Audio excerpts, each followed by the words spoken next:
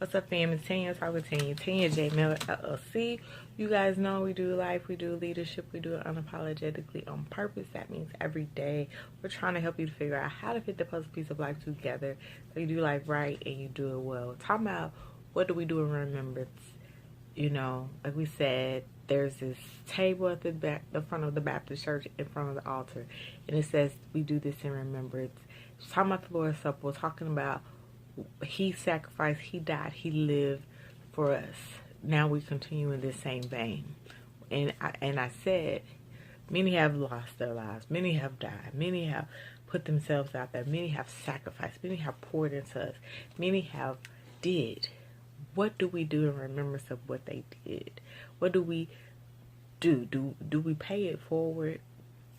You know, ask yourself that. Like, do you actually pay it forward?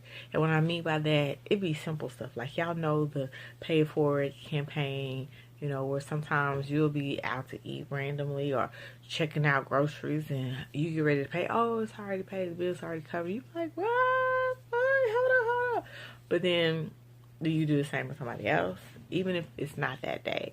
Do you do it later? Do you pay it forward? Do you remember what that person did, even though you never met them, never knew their name, but you remember that, how it felt to receive it? Like, are you one that will do it so somebody can feel that same way when you know you ain't got it, when you know it ain't available, when you, come on, like, let's just be real. You knew at that time you may or may not have had it, but it still meant a lot. And especially if you didn't have it, but you was, I mean, come on. We've been there where you got about $20 and you got 30 on the, and you got to make some decisions and cuts. And that's okay. You're going to get it. I'll take care of the difference. You remember how that felt. You remember what it meant. What will you do and remember so that person doing for you, so that somebody else can feel the same way? You know, it seems small, it seems minute, but part of remembering is you also making a sacrifice.